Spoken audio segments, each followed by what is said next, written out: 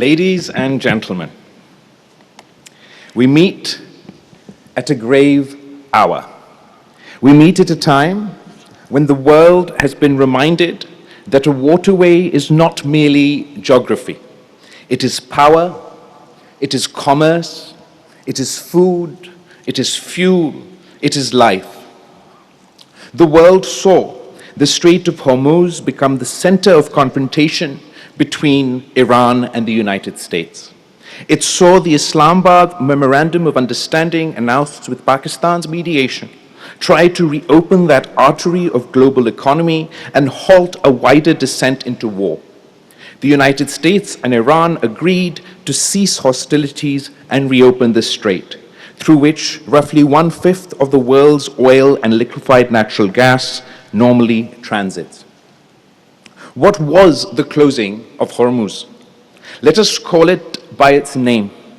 It was the weaponization of a waterway. It was the conversion of a maritime passage into an instrument of compulsion. It was an economic weapon deployed not by mushroom cloud, but by blockade, fear, insurance premiums, empty tankers, rising prices, and trembling markets.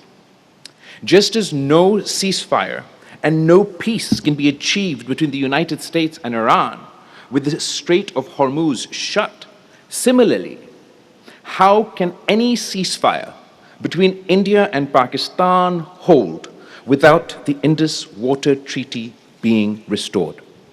From Hormuz, we must turn to the Indus, because what is true of the Strait of Hormuz is true with even greater intimacy and greater cruelty of the Indus Basin. A strait may carry the oil of nations. The Indus carries the life of nations. India had announced its intention to abandon the Indus Waters Treaty as part of their unjustified assault on Pakistan last summer. It is a war that is internationally recognized as one that India lost. Even India's greatest allies can't help but marvel at the number of planes downed by Pakistan. Pakistan, emerging victorious from this David versus Goliath scale conflict, has reshaped the geopolitics of the region.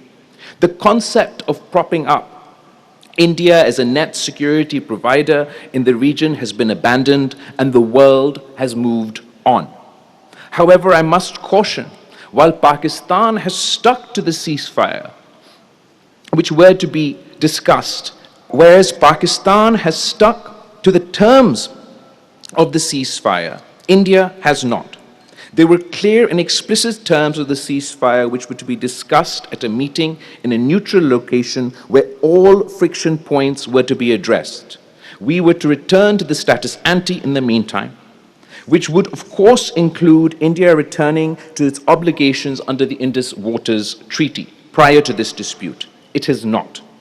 Therefore, a year on, it is a legitimate question for Pakistan to answer. Do we still abide by a ceasefire that leaves far too many? Imagine warring parties agreeing to a ceasefire, let alone peace, without a free-flowing Strait of Hormuz. How can Pakistan be expected to sustain a ceasefire when India continues to pose an existential threat? Let there be no ambiguity in Islamabad, in New Delhi, in Washington, in Beijing, in London, at the United Nations. This is not a technical dispute. This is not a clerical quarrel between commissioners. This is not a matter of paperwork, hydrology, or administrative abeyance. This is the weaponization of water. The Indus Water Treaty was not a favor given to Pakistan. It was a solemn international settlement. It was brokered in the shadow of partition because the rivers of Punjab and Sindh could not be left to the mercy of anger. The World Bank states plainly that the treaty allocates the western rivers, the Indus, Jhelum, Chenab, to Pakistan, and the eastern rivers to India, while allowing each side limited uses on rivers allocated to the other. So when India says it will place this treaty in abeyance, India is not merely suspending meetings. It is striking at an international compact that has survived wars, crises, mobilizations, and generations of hostility. And what is the Indus to Pakistan? It is not a river on a map. It is our bread, it is our cotton, it is our wheat, it is our fields of Sindh, our orchards of Punjab, our waters of Khyber Pakhtunkhwa, our channels of Balochistan. It is our farmer at dawn. It is our mothers drawing water, our children eating roti, our worker in the mill, our prayer before the harvest. To cut the Indus is not to pressure a government, it is to threaten a people. Pakistan has over 200 million souls. No state, no prime minister, no army, no court, no parliament, no political party, and no generation has the right to stand silent while the lifeline of those souls is placed under the shadow of coercion. We must therefore speak with the seriousness that this situation demands. Pakistan must treat every step towards the strangulation of its waters as a national security assault, not merely a diplomatic irritant, not as a footnote in a foreign ministry brief, not as another file to be moved from one desk to another. It must be treated as an attack on the foundations of the state. That does not mean that Pakistan seeks war. We do not seek war. We have buried too many sons. We have seen too much blood in this region. We know the price of adventurism. We know the tragedy of miscalculation. But peace is not surrender. Restraint is not paralysis. Diplomacy is not silence. And patience is not permission. If India wants the world to take its threat seriously, Pakistan must compel the world to take our survival seriously. Our message must be clear. Any move to block, divert, manipulate, or potentially politically control Pakistan's rightful waters will not be treated as routine engineering. Every survey, every tender, every canal proposal, every dam design, every concrete step towards changing the flow guaranteed to Pakistan must be treated as a strategic warning signal. It must trigger a whole of the state response: legal, diplomatic, economical, political, informational, national security preparedness, and even military response. Pakistan should not allow India to climb the ladder of coercion while we remain trapped at the bottom, issuing statements of concern that says the final strangulation of water is an existential threat, cannot remain silent when the strangulation is prepared, financed, designed, tendered, and normalized. A nation does not wake up only when the riverbed is dry. A nation wakes up when the first stone is moved to dam our future. It is only rational to ask, what are we doing in terms of military preparedness as India continues to pursue her stated path? But let me also say this. Pakistan must not make a single move that concedes India's illegal position. We must not behave as though India's decision is fait accompli. We must not build policy on the assumption that the treaty is dead. We must not rush to create downstream substitute dams in a way that tells the world India has succeeded, now Pakistan is adjusting. Or give the impression that we were victorious on the battlefield but have surrendered on the banks of the river. No. Pakistan's position must remain immovable. The treaty lives. India's obligations are live. Pakistan's rights live. The Indus does not become India's instrument because India has discovered the language of abeyance. Projects and dams already approved before India's unilateral decision should continue on their own merit. Pakistan must complete what Pakistan has already planned. We must strengthen our dams, reservoirs, barrages, canals, and flood management systems because Pakistan needs water security regardless of India's aggression. But let us be precise. There is a difference between strengthening Pakistan and accepting India's blackmail. There is a difference between national resilience and diplomatic surrender. There is a difference between preparing for scarcity and legitimizing theft. We must move on a war footing for water conservation, of course. We must modernize irrigation. We must reduce waste in canals. We must invest in drip irrigation, smart agriculture, lining where needed, telemetering, groundwater regulation, recycling, and urban water discipline. We must make every drop count, not because India has a right to steal our water, but because Pakistan has a duty to respect its own future. We must explore every source outside the scope of the treaty. Desalination of our coasts, water recycling for our cities, climate-resilient water storage, regional water cooperation, and even the long-term feasibility of bringing water from Central Asia through negotiated corridors and sovereign agreements. Let engineers dream, let planners calculate, let diplomats negotiate, and let the state act with imagination. But do not confuse resilience with retreat. The Indus Water Treaty must be defended in every forum: the World Bank, the United Nations, international courts, and arbitrary bodies, friendly capitals, Muslim capitals, Western capitals, African capitals, and Asian capitals.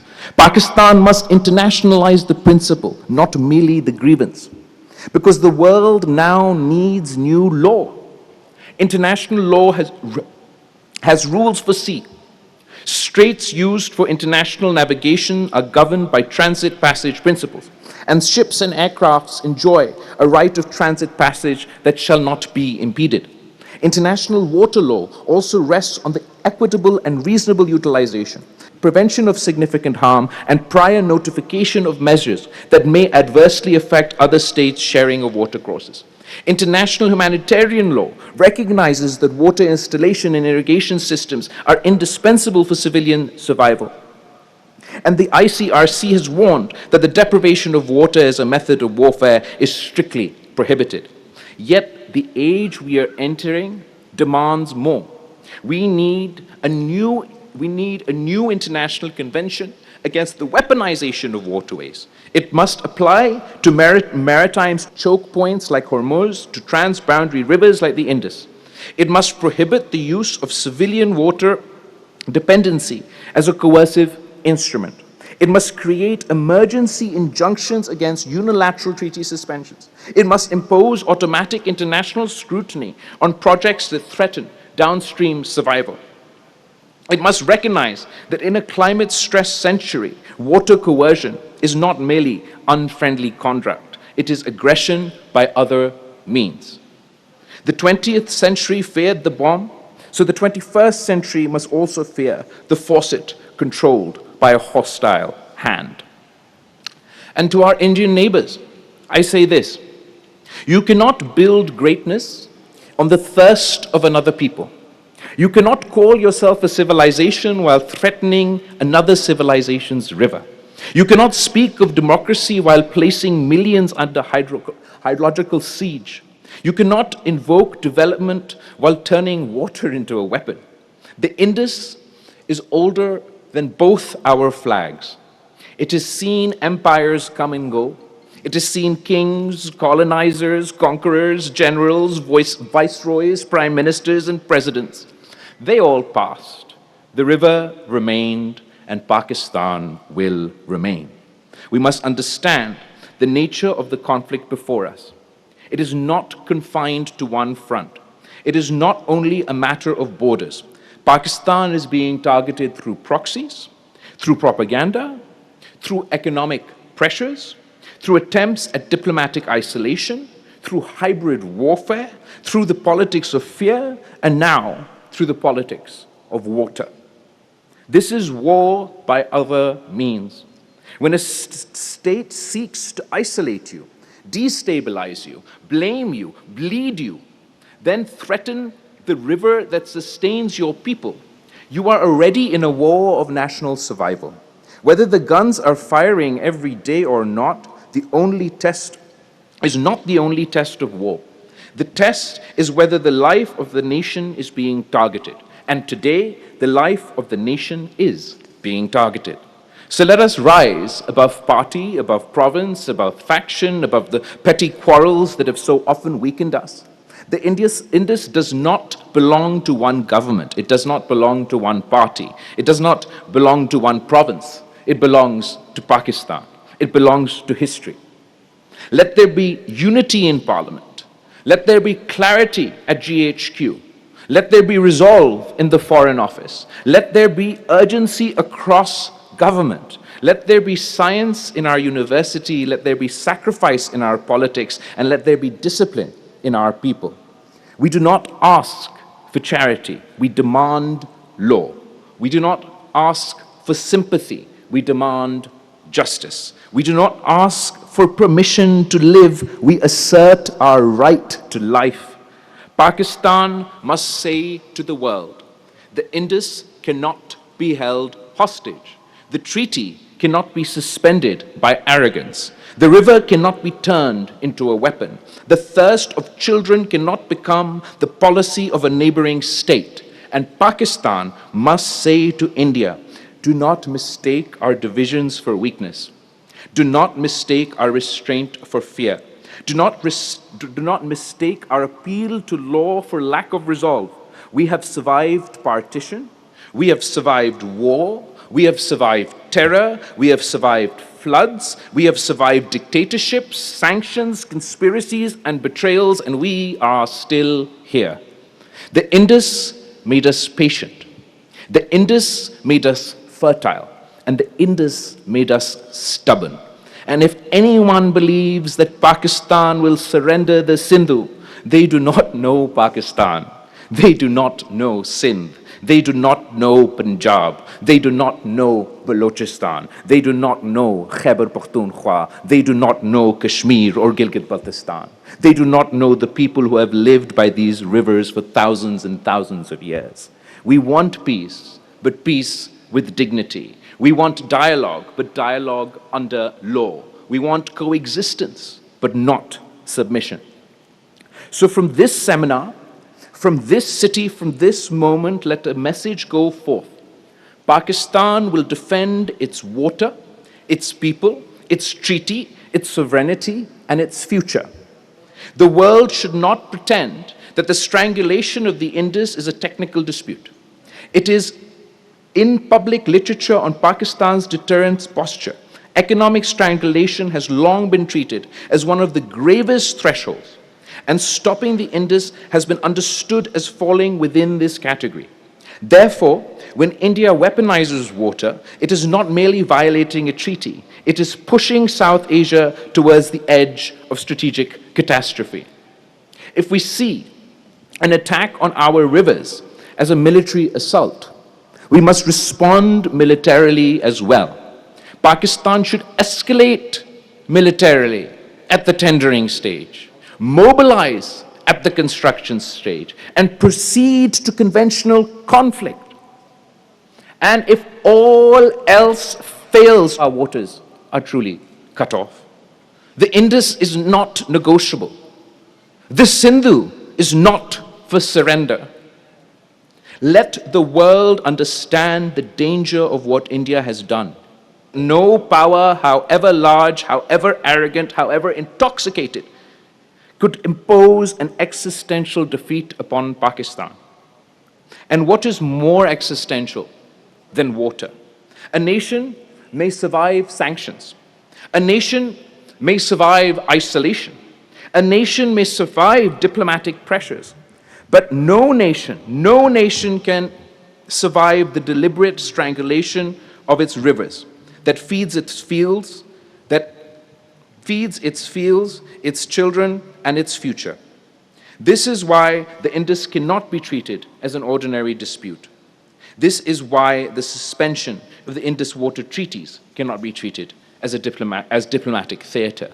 This is why every capital in the world must understand the weaponization of the Indus is not a bureaucratic act, it is a strategic act. Pakistan has never hidden from the world that economic strangulation is among the greatest threats to its survival. Therefore, India must not be allowed to believe that it can climb step by step towards water strangulation while the world yawns, while institutions debate vocabulary, while diplomats search for softer phrases, and while Pakistan is expected to remain quiet until the riverbed is dry. No. A nation does not defend its life only at the final moment. A nation defends its life at the first warning. Every move towards coercive control of Pakistan's waters must be understood as an escalation in a national security crisis. Every declaration, every project, every administrative step, every attempt to normalize unilateral control over flows guaranteed to Pakistan must be answered with seriousness, unity, preparedness, and the full force of sovereign resolve. We do not seek war, but we will not accept slow motion aggression. We do not seek catastrophe, but we will not allow catastrophe to be prepared in the language of engineering. We do not seek confrontation, but no one should mistake restraint for surrender. The purpose of deterrent is to prevent disaster, not to invite it. But deterrence collapses when red lines are blurred, when existential threats are minimized, when aggressors are allowed to test the patience of nations, drop by drop, brick by brick, canal by canal, and dam by dam. So Pakistan must speak clearly. The Indus is not a pressure point. The Indus is not a bargaining chip. The Indus is not a weapon to be placed in India's hands. The Indus is a lifeline of Pakistan. And any attempt to turn that lifeline into a noose must be treated as a threat to the survival of our state. This is the message that Pakistan must deliver to India.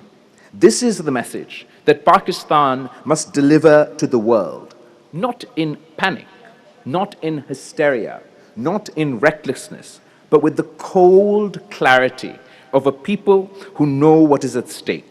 Because peace in South Asia will not be preserved by pretending water coercion is harmless. Peace will be preserved only when India understands that the rivers of Pakistan cannot be touched without shaking the foundations of regional stability.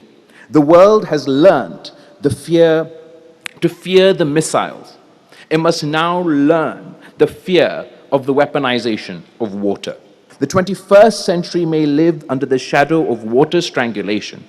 And if the international community does not build new law against the weaponization of waterways, then every river, every strait, every canal, every maritime artery, every downstream nation will one day become hostage to the ambitions of an upstream power.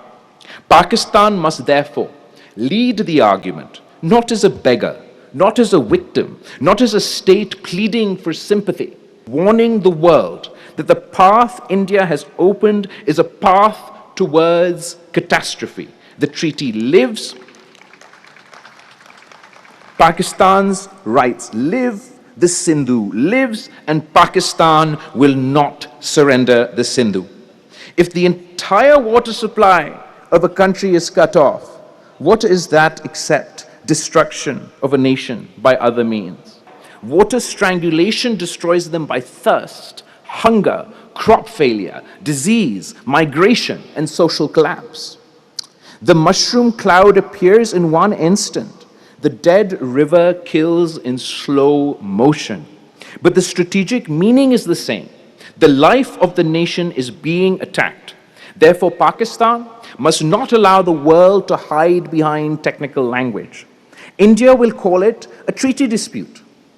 India will call it administrative abeyance. India will call it hydropower. India will call it development. India will call it a canal, a tender, a study, a survey, an engineering decision. No. A tender is not merely a tender when it is attached to the strangulation of a people. A dam is not merely a dam when it is built on the throat of a nation. A canal is a lever of coercion. Pakistan has publicly described attempts to stop or divert its rightful use of water as an act of war. Then let us draw the necessary conclusion. If the final act, the cutting off of Pakistan's waters, is an existential assault, then the steps leading up to that final act cannot be treated as routine. The road to catastrophe is not innocent merely because the catastrophe has not yet arrived. The enemy does not become dangerous only when the last gate is shut.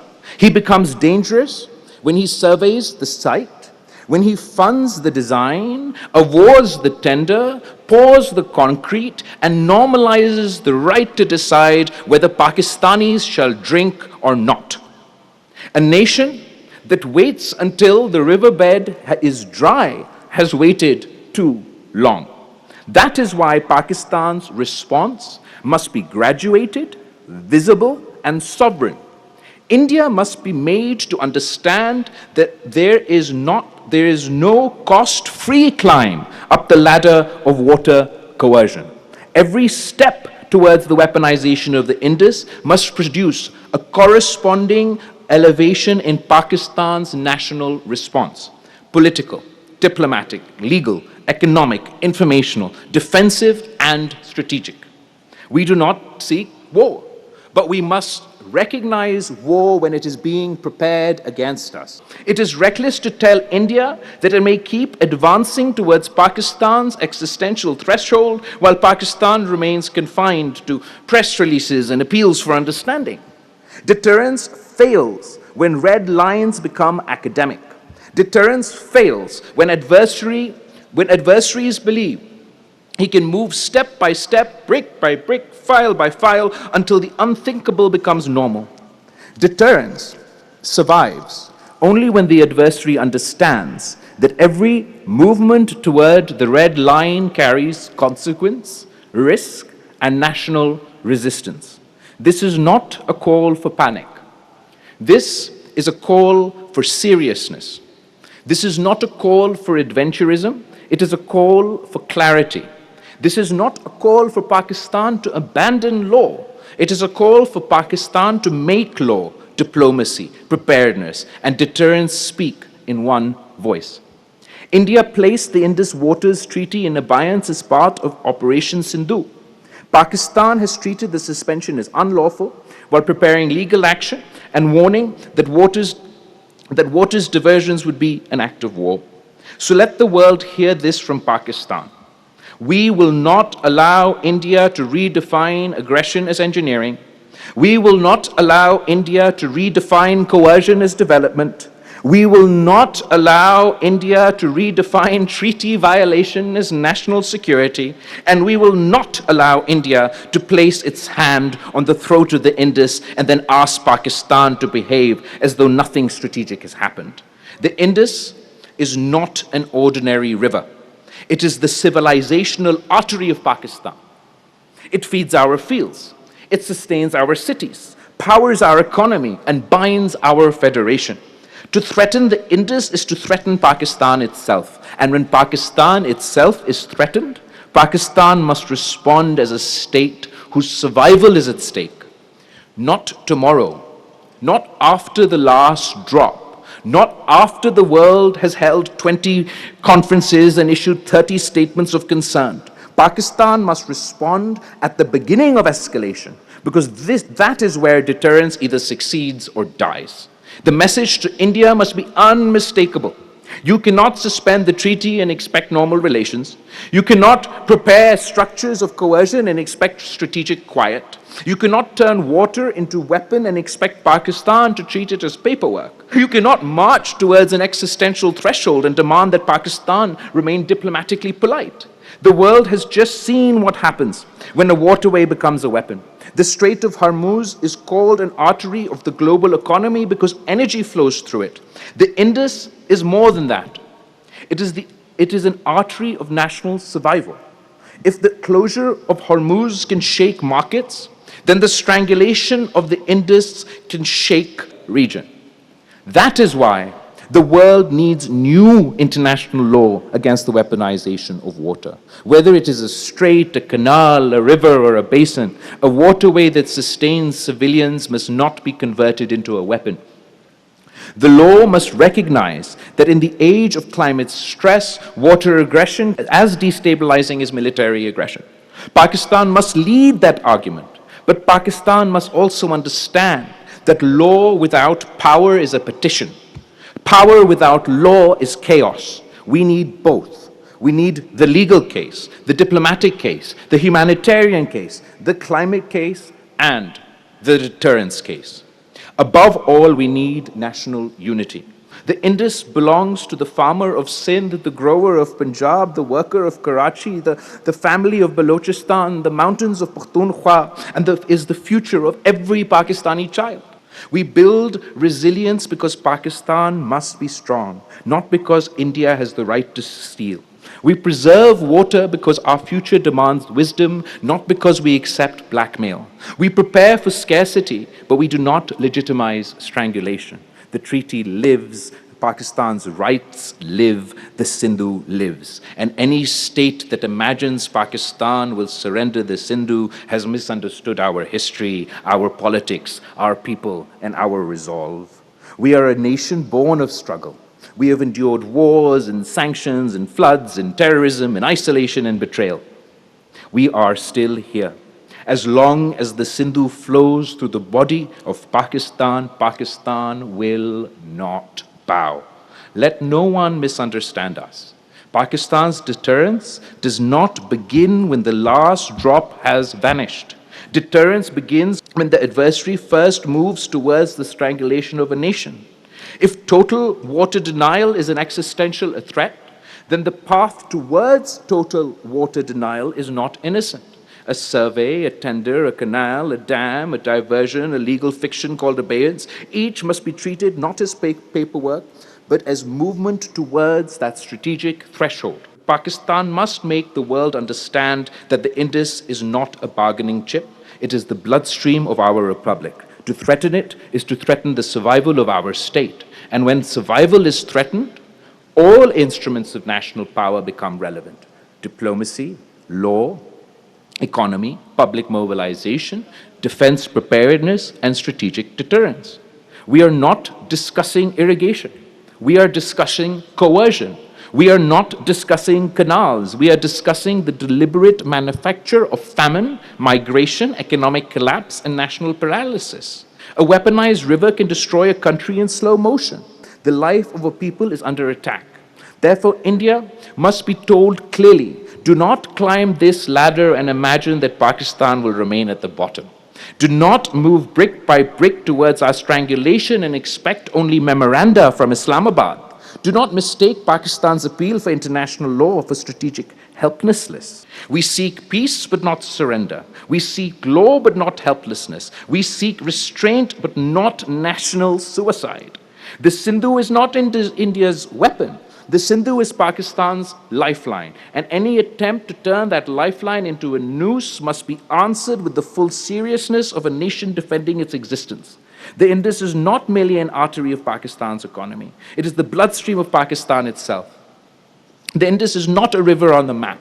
The Indus is Pakistan in motion. And therefore, India places Indus Waters Treaty in abeyance when India threatens to divert waters that sustain Pakistan. When Indian ministers speak of taking water that flows to Pakistan and sending it elsewhere. This is not paperwork. This is not engineering. This is not administration. This is the weaponization of water. Let no one in New Delhi, Islamabad, Washington, Beijing, London, Riyadh, Tehran, and the United Nations pretend that this is a normal dispute. Pakistan has said that any attempt to divert the flow of water belonging to Pakistan is an act of war. The phrase act of war must not be uttered casually, but once uttered, it must not be hollow. If water strangulation is an act of war, then steps towards water strangulation cannot be treated as acts of peace. If the final cutting off of Pakistan's water would be an existential assault, then the road to that assault is not innocent. The survey is not innocent. The tender is not innocent. The canal is not innocent. The dam is not innocent. The legal fiction of abeyance is not innocent. A noose does not become dangerous only when the neck is broken. It becomes dangerous when it is tied. Therefore, let us say clearly what others are afraid to say. To cut off the waters of Pakistan is to place Pakistan under strategic attack. If the life of the nation is under assault, then Pakistan cannot wait until the riverbed is dry before it wakes up. A state that waits for the last drop has already surrendered the first principle of deterrence. Deterrence is not a speech after defeat. Deterrence is a warning that prevents defeat. So the argument before Pakistan is simple. Every Indian step towards coercive control of Pakistan's waters must be treated as strategic escalation. Every legal fiction, every engineering project, every attempt to normalize unilateral power over Pakistan's lifeline must be answered by corresponding elevation and escalation in Pakistan's national security posture. Not hysteria, not adventurism, not empty shouting, but seriousness, visible seriousness, sovereign seriousness. India must not be allowed to climb the ladder of water coercion while Pakistan is kept at the bottom, issuing press releases. India must not be allowed to move brick by brick towards our strangulation where the world calls for restraint only from the victim. India must not be allowed to convert hydrology into hostility and then hide behind the vocabulary of development. A dam is not merely a dam when it is built on the throat of a nation. A canal is not merely a canal when it is designed to make a people thirsty. A treaty violation is not merely a treaty violation when the treaty protects the lifeline of more than 200 million people. Let the world hear this.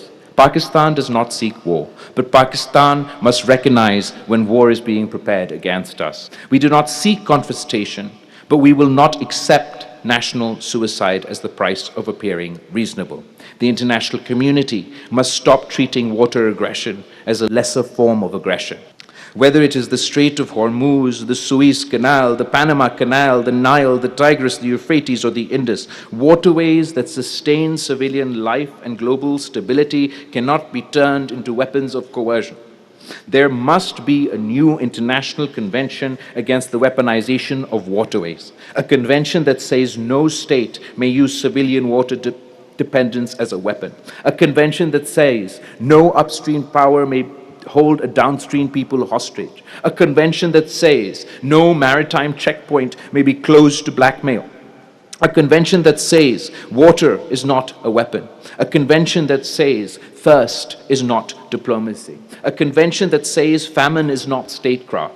We must take the climate case to every summit. We must take the diplomatic case to every capital. And Pakistan must make the deterrence case to every strategist who thinks South Asia can survive casual experiments with the Indus. The treaty lives, Pakistan's rights live, the Indus lives. Projects already approved before India's unilateral actions, our reservoirs, our dams, our barrages, our flood systems, our canals, our capacity stores, all must be strengthened because Pakistan needs water security. We are strengthening Pakistan because we have a duty to survive. Resilience is not surrender.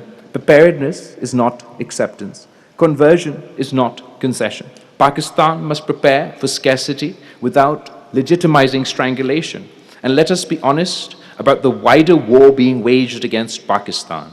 This is not only a water dispute. This is one front in a broader campaign. Pressure at the borders, proxy violence, propaganda, failed attempts at diplomatic isolation, economic coercion, hybrid warfare, and now the threat of hydrological coercion.